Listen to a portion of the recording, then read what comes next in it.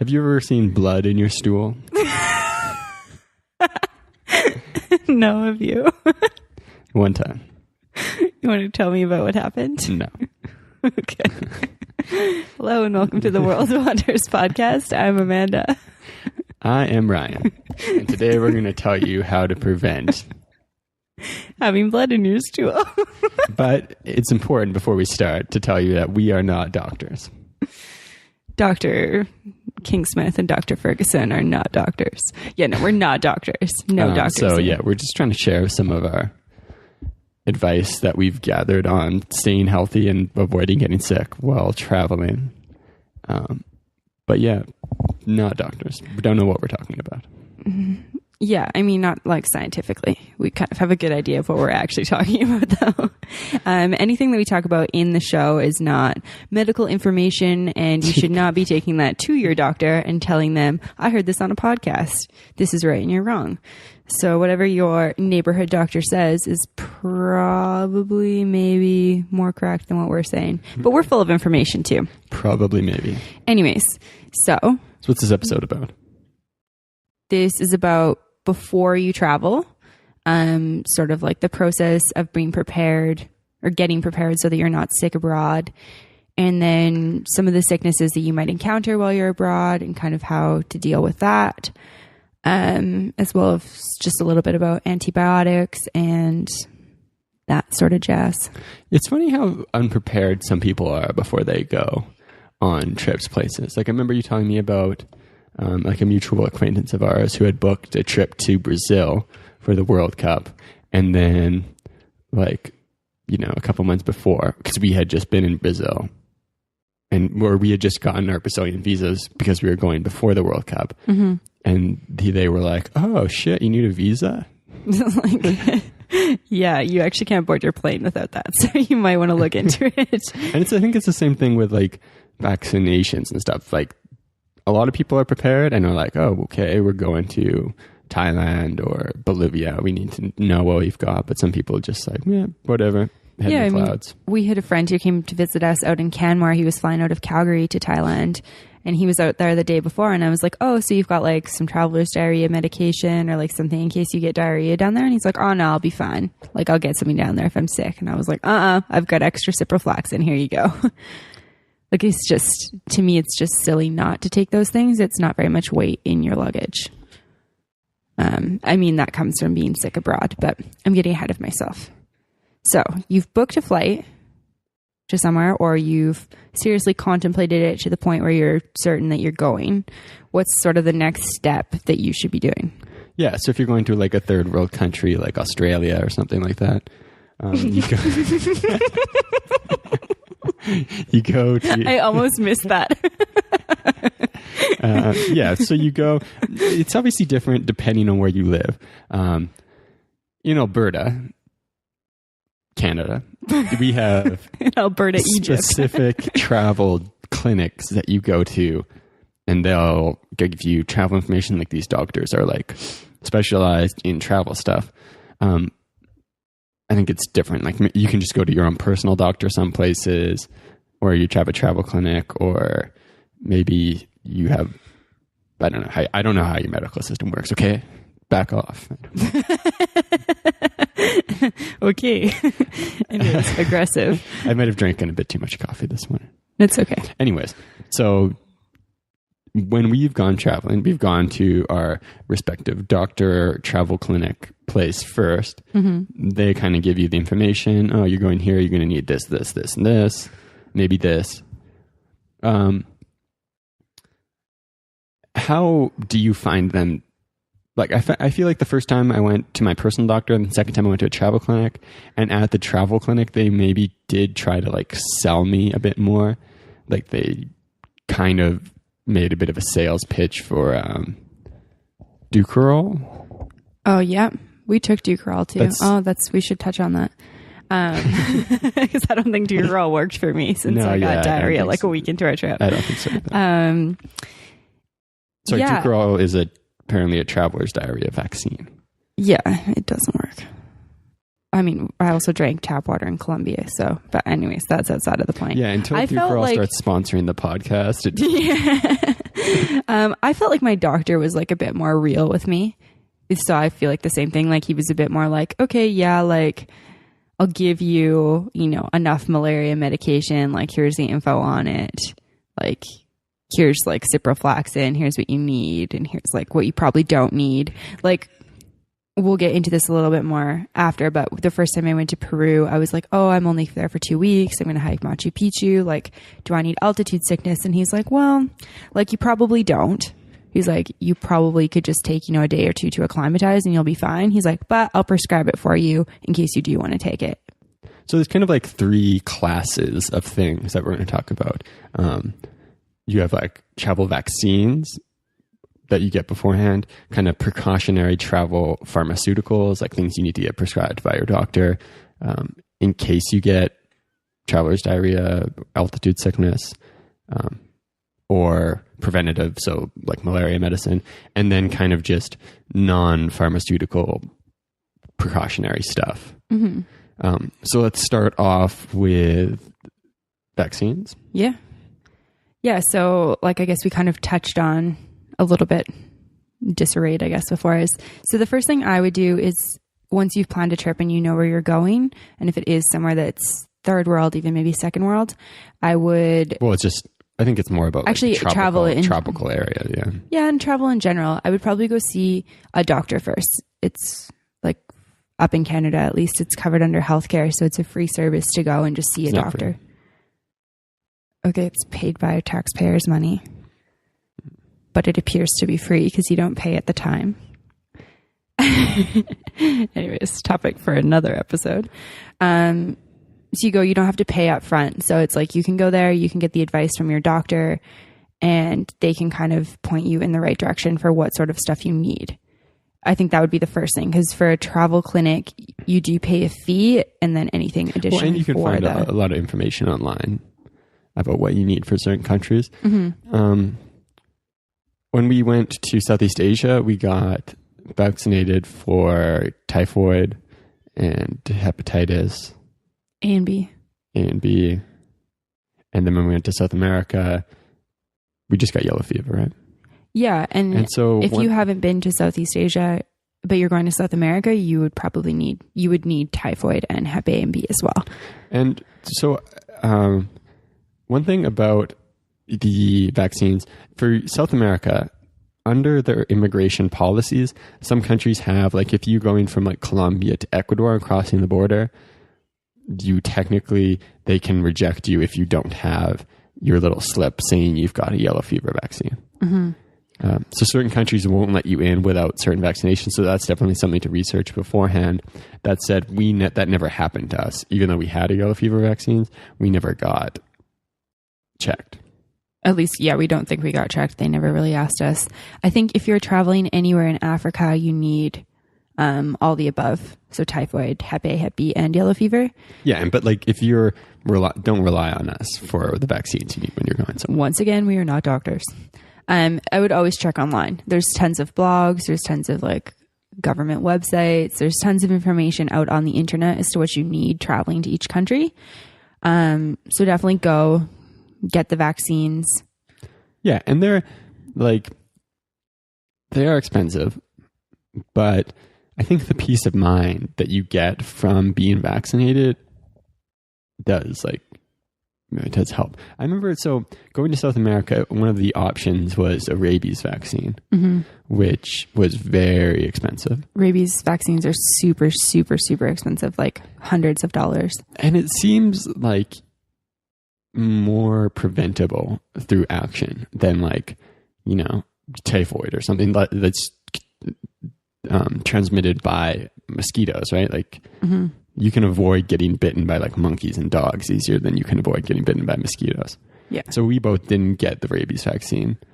And also because if you do get bitten by something, the rabies vaccine, I think, just gives you a longer period of time to get to a hospital, to get whatever. I don't know what they do. But it is, so there are some countries like in South America, like in Bolivia, for example, the healthcare system is just apparently pretty horrible. So, as you might expect. But if you do get bitten by something there, I think kind of heard a friend or like a story about someone getting bitten by a dog and having just like booking their first flight to Santiago and going to Chile to get proper healthcare. Yeah. Yeah, because it's like the hospitals don't even always carry like the vaccination that you need against that. If you are planning to spend a lot of time around stray dogs and monkeys and you want to have them on your head and pet them and stuff, then maybe do get that shot. But I think from what we've encountered, most people don't get a rabies shot. I don't think I've ever met somebody traveling who did talk about getting that rabies shot because it is super expensive. Mm-hmm. And I think these things, like if you're going to Southeast Asia for 3 months or South America for 6 months, like then like it's very clear that there's like a benefit from paying for these vaccines. I think the decision kind of gets a bit tougher when you're like, oh, I'm going to Thailand for 3 weeks, or, you know, I'm going into this one area that has this one thing for only a really short period of time. Do I really want to spend the money on that? And it's like, yeah, it's obviously a tough personal decision, and it really depends on your like level of risk tolerance. Mm-hmm. I think like have been in the past pretty anxious. So like, I know there's situations where like, well, I think there was one time we were in Iquitos and we went to like a manatee sanctuary. Yeah. And those are like the cutest animals ever. They're just like big sausages. But adorable faces. Yeah, and there was like monkeys hanging around, and he's like, "Oh, here, play with this monkey," and I'm like, "Get the thing away from me." I was like, "Ooh, it's on my head! Don't bite me!" I don't want to get rabies. I wasn't vaccinated. Yeah, so it's a tough decision to make, but I definitely think for me, the peace of mind is really. Yeah, and same for me. I mean, I really love to travel. I'm not planning to stop traveling in the next little bit, and the vaccines do last a while. Yellow fever is about 200 Canadian dollars, but it lasts 10 years. So for me, I'm going to probably go to a lot of countries that they recommend yellow fever for within the next 9 more years that I have it for. So for me, it's definitely worth the money. And specifically yellow fever, like that is kind of an immigration requirement for some countries. So that's one you can't really skip on. I think actually if you travel to Africa and then you're even coming back to Canada, like your home country, it doesn't even matter if you just hold a Canadian passport. If you don't have your yellow fever shot, I think they can actually deny you entry. Mm-hmm. I'm not 100% certain on that. Also not a border immigration control person. So the main theme of the vaccinations is get online, do some research about what's recommended in the area you're going to, and then decide what's best for you. Mm-hmm. And then sort of the next step after vaccinations is going to see a doctor, telling them about where you're going. And then there's things that they can prescribe for you for traveling. So we kind of already mentioned it. What is it called? Dukoral? Dukoral is something that has become popular in the last few years. You take it before you go, and it's supposed to prevent traveler's diarrhea. Yeah, I guess it's like apparently vaccinating you against like certain strains of E. coli, which E. coli, I think, causes traveler's diarrhea. Mm-hmm. So we both did pay for Dukoral, and we were both like, so I think if there was a doctor here, they'd be like, you guys are stupid. because like obviously like it vaccinates you in certain strains of E. coli, but obviously there's a bunch. So you wouldn't really expect, like, it's not like, oh, I've got diarrhea now, I took Dukoral. You know, Dukoral sucks. Like that's not really, I don't think that's good logic. Like perhaps we could have gotten sick or whatever. Yeah. Because, you know, they can only help you with like certain things. Yeah, for sure. I mean, I guess necessarily regret taking it. I just think I had higher expectations for it preventing me from getting sick. So do keep in mind that there are a lot of different strains of E. coli, and it doesn't necessarily protect you against all of them. And I think in saying that, it is still really important to be careful when you're there. Somebody told us when we were in Cartagena in Colombia that it was fine to drink the tap water, and we just listened to that without doing any research. And both of us ended up sick after that. So probably not the best to drink tap water in Colombia, even if you've taken Dukoral. those basic preventative things like being careful with raw fruits and vegetables that could have been washed with water, etc.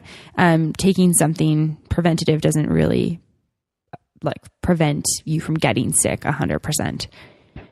Something that I have gotten every time I've traveled is ciprofloxacin, and doctors will prescribe different versions of ciprofloxacin, but ciprofloxacin is a traveler's diarrhea antibiotic.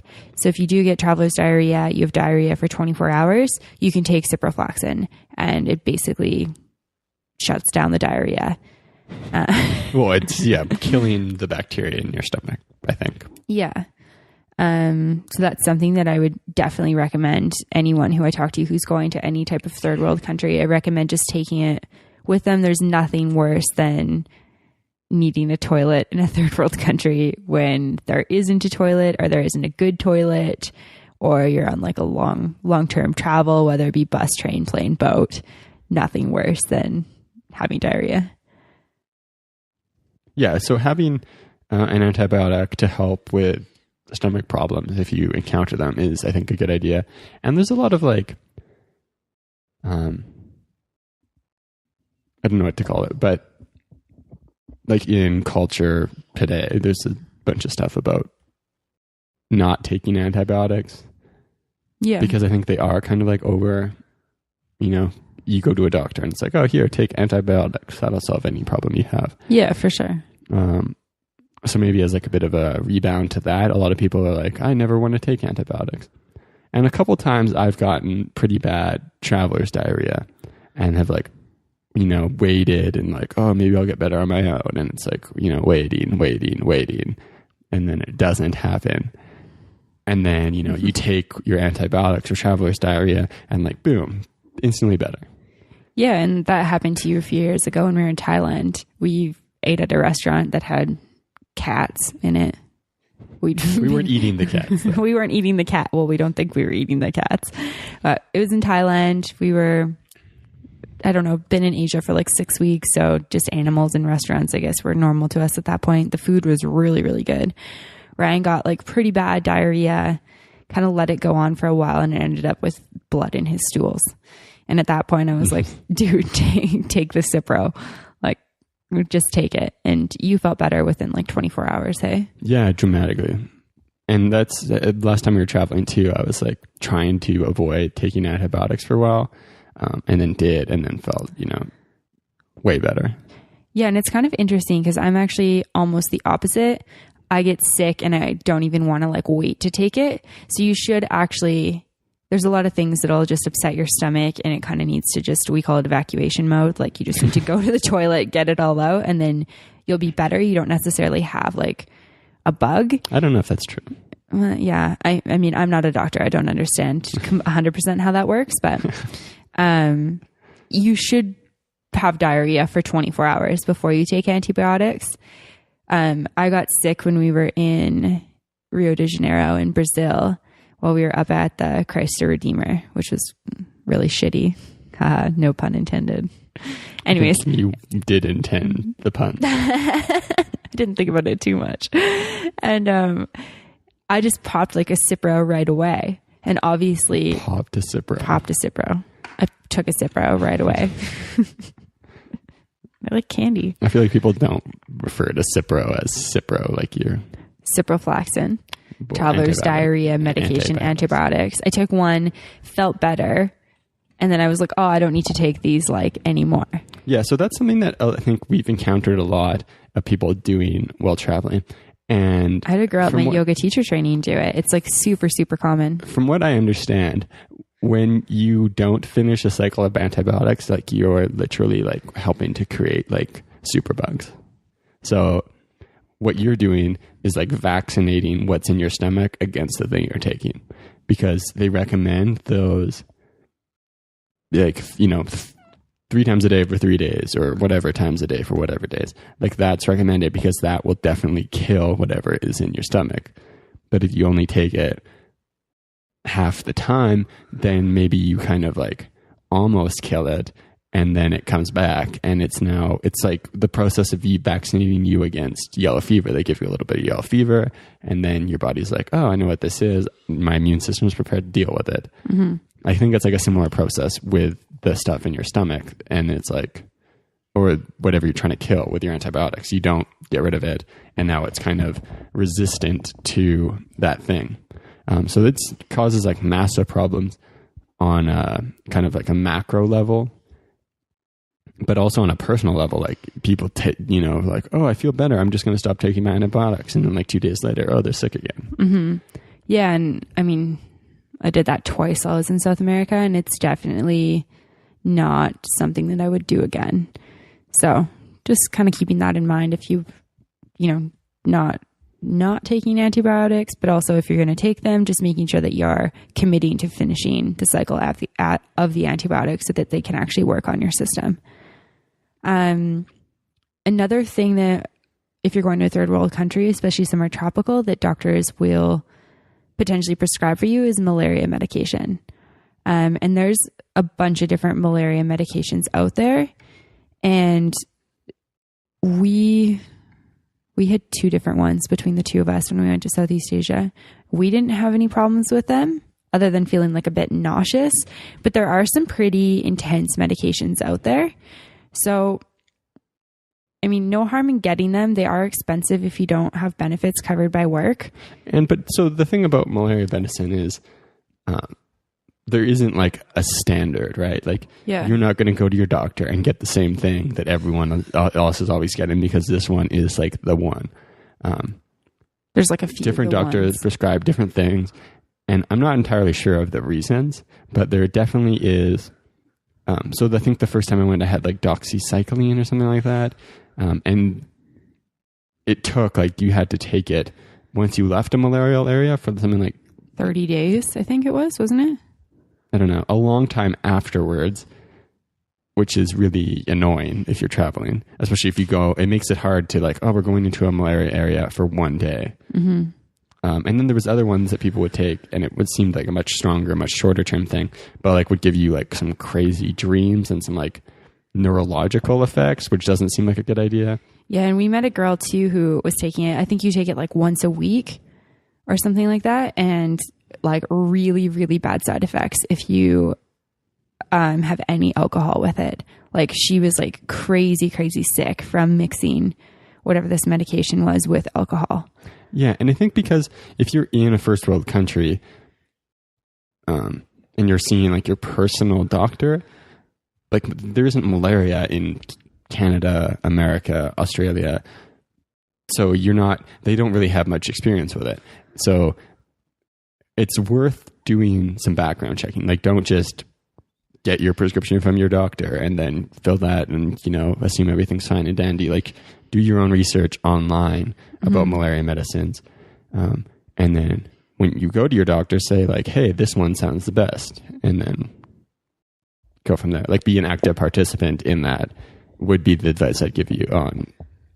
Not that I'm giving you advice. That's the advice I'd give myself. Yeah. Don't just assume that what you've got is like the best option for you. Yeah. And I've had Malarone every time I've had malaria medication, and I would definitely have Malarone again. So that's my personal experience with malaria medication. In saying that, malaria medication actually doesn't prevent you from getting malaria. So if you're taking malaria medication in a malarial area or an area with malaria infected mosquitoes and you get bit by one, you can still get malaria. Malaria medication helps minimize your symptoms. So if you do go to a malaria area and then you leave that area, and you can't just think, oh, I feel fine, I'm going to stop taking my malaria medicine because sometimes that upsets my stomach or something like that. You could still have malaria, and if you stop your medicine, you could get sick. Yeah. And one thing that I found interesting the first time we went to an area that had malaria, and I was kind of assuming that since malaria was a risk, everyone would be taking malaria medicine, but that wasn't really the case. Yeah, no, it wasn't. There was a lot of people who couldn't afford malaria medication or didn't want to take it because... Well, I think they all could afford it if they wanted to, but people just didn't want to pay for it. People had it and didn't want to take it. Yeah. Or, it was very much a person-to-person change. I don't know if that makes sense. Decision? Yeah, a lot of people weren't taking malaria medicines. And every time it's kind of been like, should we take it? Should we not take it? Because we've never really been to an area that's like really, really high risk. Like you can see on the maps of malaria zones, there's kind of like no malaria present, and then like super malaria, I guess. I don't know what they call it, the high risk though. Probably just high risk zone. Yeah. So there are a lot of people who don't take malaria medicine. Yeah, and definitely, make that decision based on what you feel is right for you, I would say. We're definitely not recommending to not take malaria medicine, though. But we're also not recommending to take it if you don't want to. No, we're recommending taking malaria medicine. Yeah. I think if you're in a high-risk zone, I would take it. Or I did take it in high-risk zones. Yeah, we've taken it pretty much everywhere we've gone that had like any risk whatsoever. And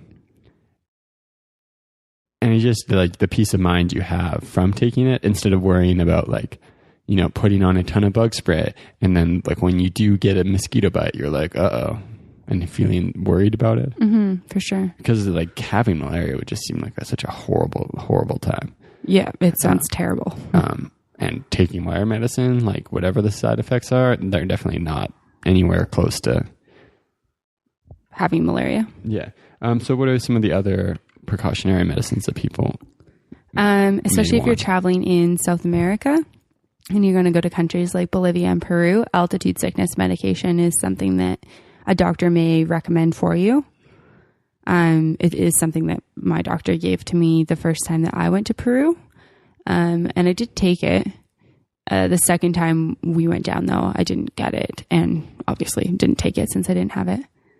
What is your sort of thoughts on that?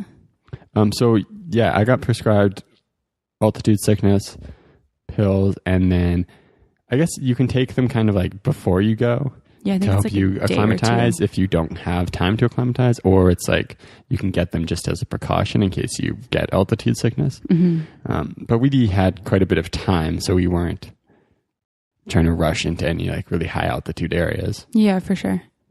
So I never even used my altitude sickness pills. Apparently the only really way the strongest correlation between getting altitude sickness and things that you have control over is just being hydrated, I think. Yeah, being hydrated, not drinking alcohol before being in or while being in a high altitude place. But that's just related to hydration, I think. Yeah. That's because alcohol causes dehydration. But you can get like wicked hangovers.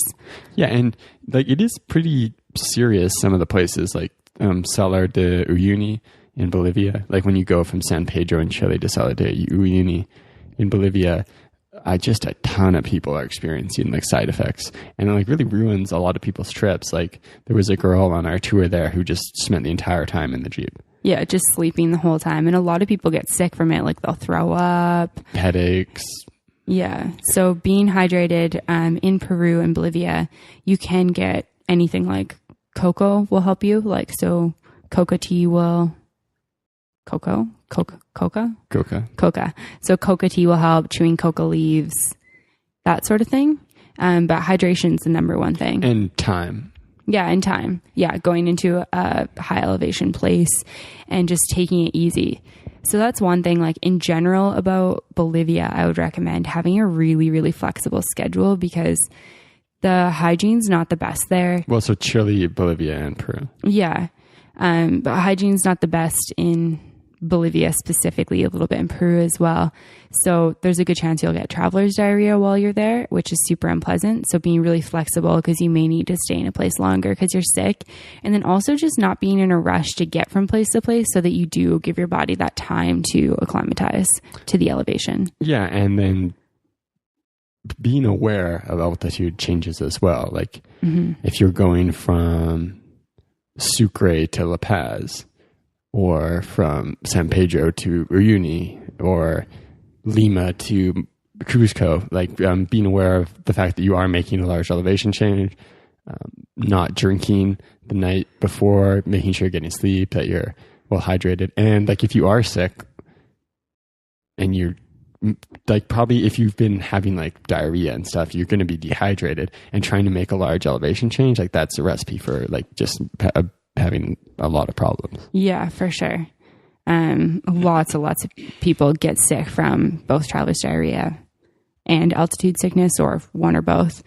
So just really taking your time and just, doing your research beforehand. Like if you're taking a bus from Santiago to San Pedro to Atacama, that's a pretty big elevation jump.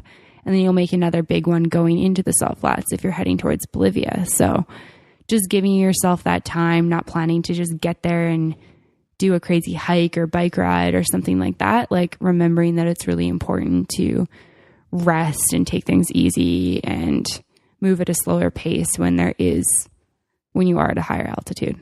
Yeah, and just paying attention to the elevation statistics for cities when you're planning your trip. And then one thing that I really loved having was rehydration salts. Yeah, I mean, those were good on so many levels, I think. And that was something that we couldn't really find down there. I had just brought a bunch with me. Yeah, definitely something that I would recommend when traveling anywhere. Yeah, and yeah, we didn't take those the first time, but any time I'm going somewhere again, I'm taking I didn't take any salts. to Bali, and I don't even know why I didn't do that. That was a silly mistake. Because even somewhere like that, it's, not high elevation, but it's super, super, super hot there and super humid. You're basically sweating the entire time. And it was really hard for me to stay up on my hydration. And then when I did get sick, I was already a little bit dehydrated, and then to have diarrhea just immediately wipes your system down, and you're just so tired. You feel terrible. So, yeah. And there's one other thing that I didn't know about the first time we traveled, but that I found really useful the second time, and that's activated charcoal. Mm-hmm. Activated charcoal is really good if you're going to be anywhere that has bacteria, because if you eat something questionable and you're not sick, but your stomach feels like maybe a little bit off, you can just take it, and it really helps to like clean you out in a pleasant way. Like it doesn't seem to cause you any. But so like when people get poisoned, they give them charcoal, and charcoal kind of like sucks up all that poison. Yeah. And I think it has like a similar effect. So, and it's also kind of helps you kind of clog things up if that's a problem. Yeah. Like if you've got diarrhea, it'll help. Yeah. Another thing that's great to travel with is Imodium. If you do get that sort of like 1 day diarrhea thing, you can pop an Imodium. If Imodium's not working, I'd probably go straight to the antibiotics. Other things that I just generally don't go to a third world country without would be a roll of toilet paper. You just never know when nature's going to call, and sometimes nature is unpleasant, and there's not always those facilities. Rehydration salts we already recommended. I would always have a basic first aid kit, like Band-Aids, Polysporin, that sort of thing. And then if you're female, having a few tampons or sanitary pads, whatever you prefer to use. Things are different in other countries, and they're not always readily available. Yeah, and then I guess one of the other things that plays into this is travel insurance.